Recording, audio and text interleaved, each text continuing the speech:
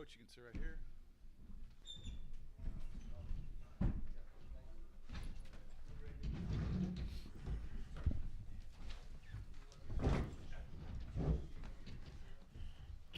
Okay, welcome everybody. We will start with a statement from Coach Johnson, followed by questions for student athletes Javon Porter and Will Johnston.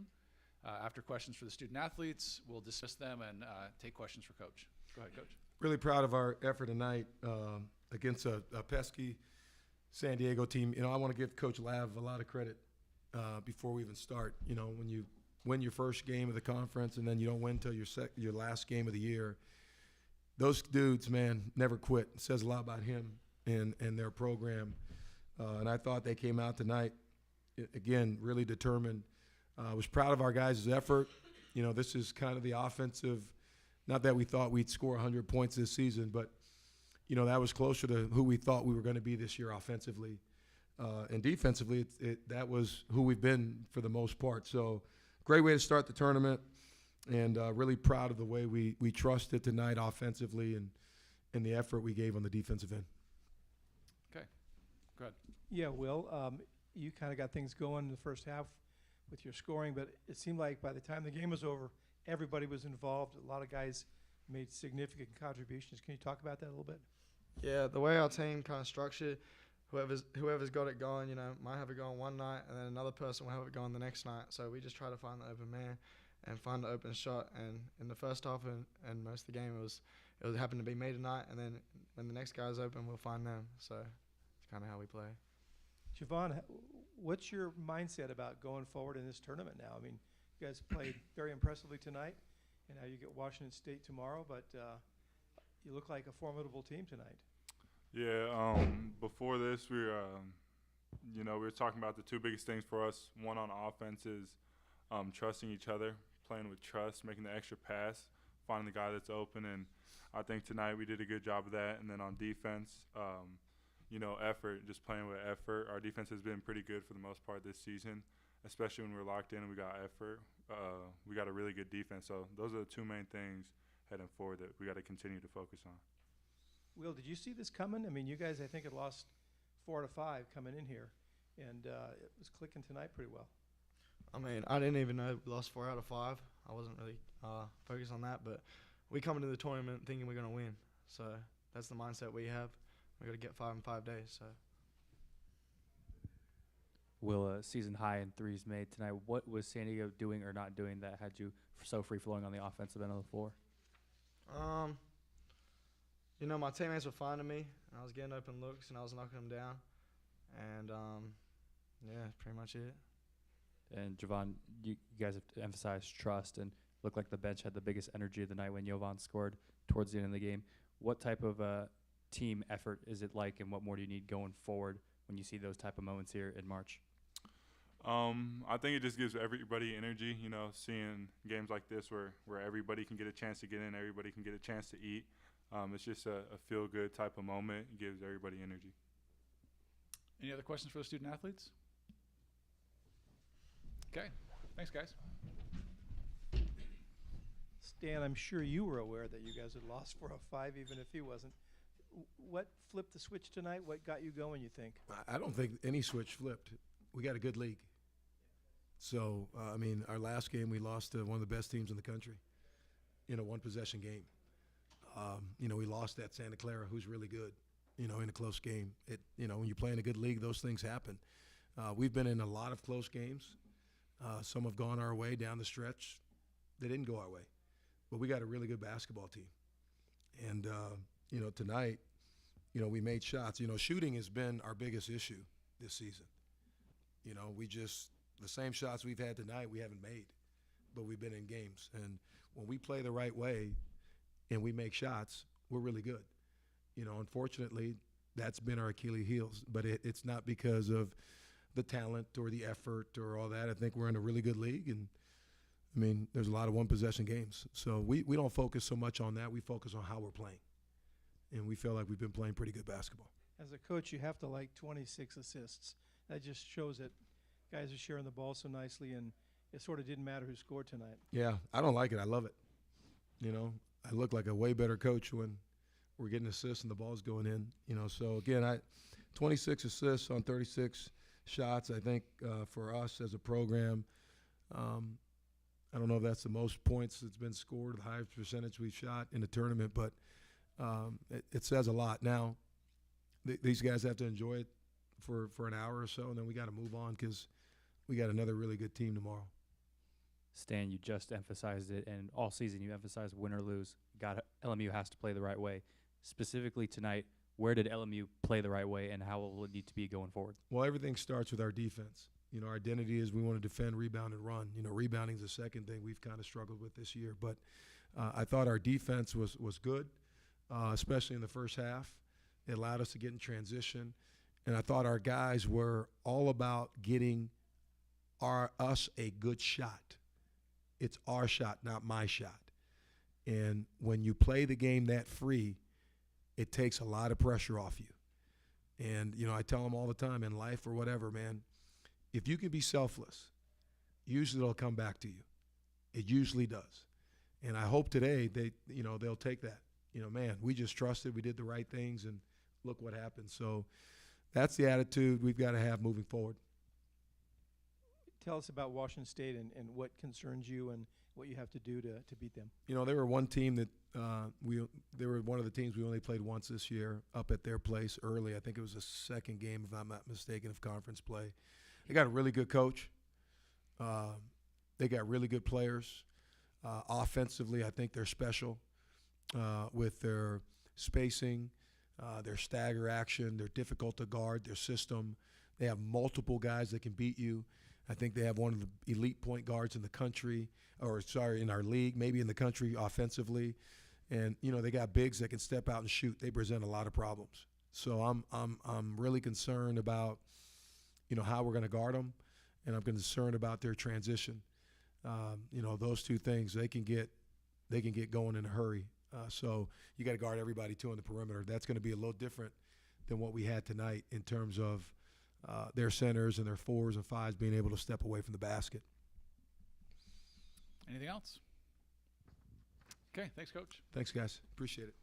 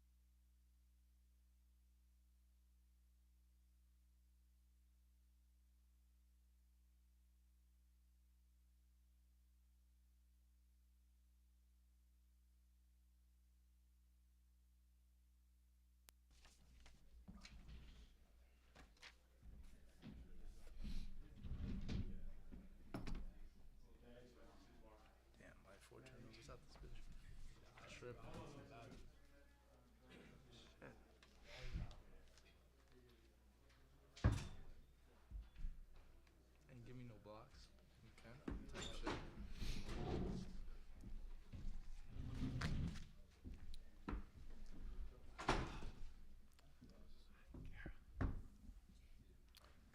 Okay, we'll go ahead and start with a statement from Coach Lavin, and then we'll have questions for student athletes. Following those questions, we'll dismiss student athletes and finish off with questions for Coach. Go ahead, Coach. Yeah, just naturally, you want the season to continue, and wish we were, moving forward through the brackets of the West Coast Conference Tournament, but that's not the case, and going to really miss this particular group, just, working with them in practices and traveling and, playing games and being in huddles and half times and pregame and post games with them, because they are such a special group of people. And so proud of their approach this year. I shared with them post game that, sometimes things don't go your way in life, or things don't go well, or they don't go as expected. And while it's natural to be discouraged or disappointed, what I'm most proud of is the way they've continued to come to practice every day with a terrific attitude, work ethic, and approach to being a student athlete at USD. So sorry to see the season end, but really proud of this group, and it's as memorable a group as I've worked with in my coaching career. And these seniors, a number of them that came in my first year at USD, and to see them move forward is difficult, but I'm also proud of them because they're all going to graduate, have their degrees, and move forward in life, and they're on a positive trajectory in terms of basketball, but also their life after basketball. Okay, questions for Tony and Joey? For maybe either or both of you guys, can you just talk about how difficult they were to defend tonight? Because it seemed like they had about 6 or 8 guys who were able to do kind of a lot on offense. I got it, yeah. I mean, I don't think they were hard at all. They were shooting it really well, and they found the hot man. There were multiple guys who had the hot hand, and they did a good job executing and finding them, and they lit it up. But for the most part, they weren't like a tough guard, or they weren't like a headache. I think the zone and the press, they did a good job in breaking it, and they found the open man and they hit. Yeah, I agree. I don't think it was like anything too crazy. Like there was times we would huddle and then we would figure it out and we would take something away from them, make them pick their poison. But they were just hitting shots. Like we made the dude drive and he just started hitting floaters. We made them swing it one more. He was hitting threes. We took that away. They swung it one more. The other dude was hitting threes. So it was just like it's hard to beat a team that everybody's playing well, everybody's shooting well.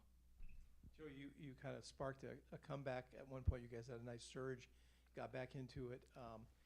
What do you think? Would you think you just got tired as a group at that point and couldn't sustain it? Hard to come back from that much down, but you guys gave it a battle. Yeah, I mean, it's what we are. We always come back. We're always like I try to be the spark plug and all, but it's tough. It's tough coming back and taking the lead from a team that's shooting 60%, almost 60% from 3. I think we should have done a better job in finding the hot hand, but it's tough when you have multiple people going. But yeah, that's just been us all year. It's coming back, finding back, and showing how resilient we are, and just showing out every time we try to step on the court. Tony, you two guys are obviously real young. Are you encouraged about where you guys can go next year? What you can get accomplished here? Yeah, for sure. It's really encouraging, but at the same time, like I know personally, I just hate losing, so it hurts. But it's obviously like we can show that we can play with these guys. It's just they had a great night, but on a different night, I feel like we could beat them. Tony, when you walked in for day one, your role at the time was unknown. But over the course of the season, your role increased and increased and increased. And yesterday you mentioned, I have to play fearless if I know who I'm going to be. When you reflect on year one, what gives you the most pride about who Tony Duckett's going to be in the future years? I just think I just got to stay confident about myself. Coach always telling me just, like, trust your ability, like, your time's going to come. And I stuck with that, kept that mindset, always thinking positive, and then just constantly improving and just trying to help my team the best I can. Any other questions for the student athletes? Okay, thanks, guys. Thank you. Thank you.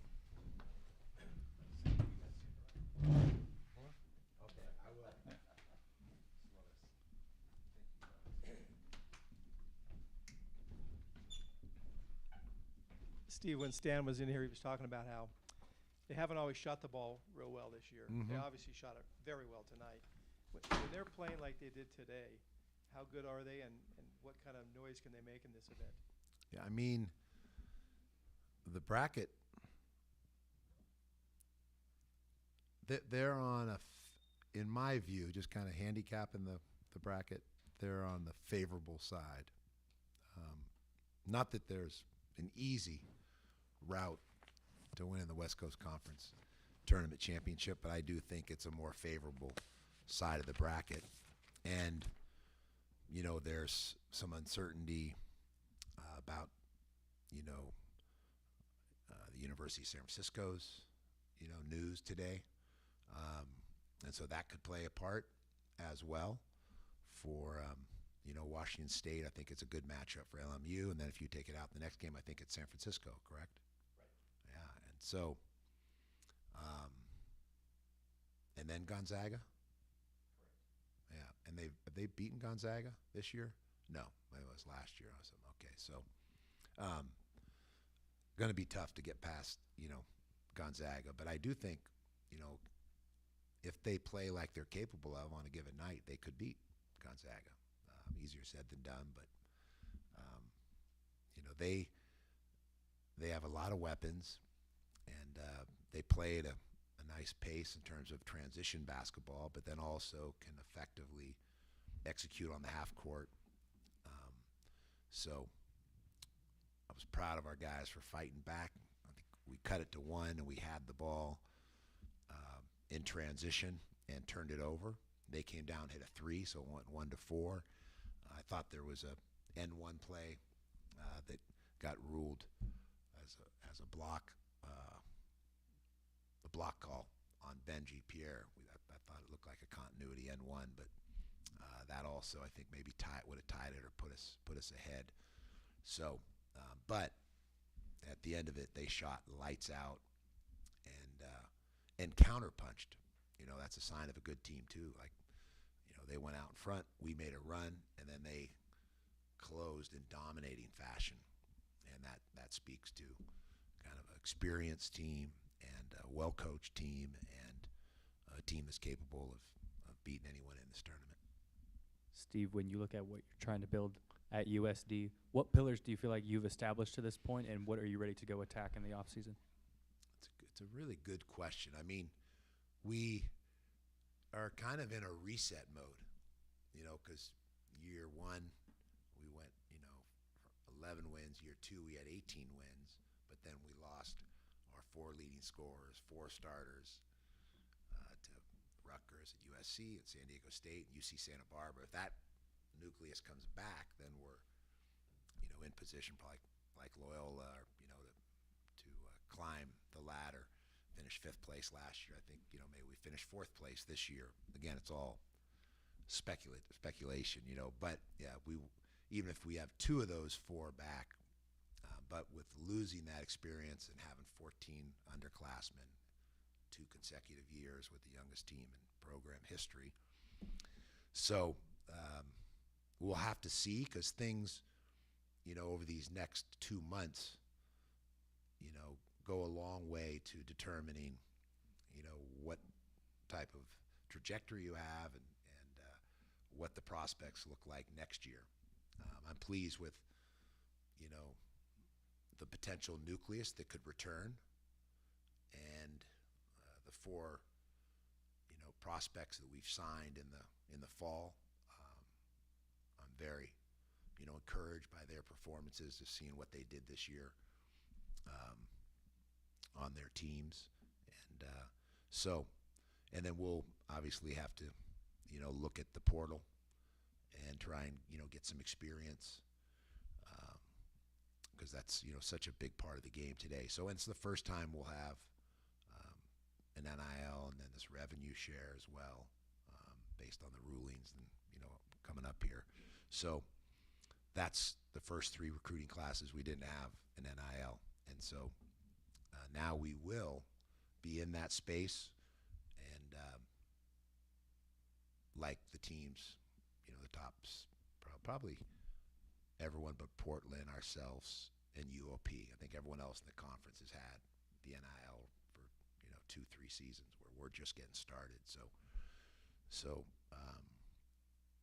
yeah, I think, you know, every year your staff's together. There's continuity with players and experience with players, but also your coaching staff is, you know, better acclimated in this revolutionary era of college athletics, you know, and we've kind of been on the sideline evaluating it, taking notes, but not able to participate because we didn't have an NIL. But now we'll have the NIL and a revenue share moving forward. So that's going to allow us to tweak our roster and also to retain, because it's both retention and acquisition. Those are both really important, and that's what the NIL and the revenue share will allow you to do, is retain the players that are a good fit for your program, and then when you do lose players in the portal, like we did a year ago, to be able to go out and get personnel that's either equal or somewhere better or equal, so that you can, remain competitive. And we weren't able to do that a year ago, and so you see from 18 wins to 6 wins, that's exhibit A on how important it is to have an NIL and a revenue share, because you're going to go backwards if you're not able to retain, starters and double-figure scorers, and or go out in the portal and bring in, firepower that will allow you to be competitive. So, and now we'll be in that space for the first time. Okay. Thanks, Coach. All right, thank you guys.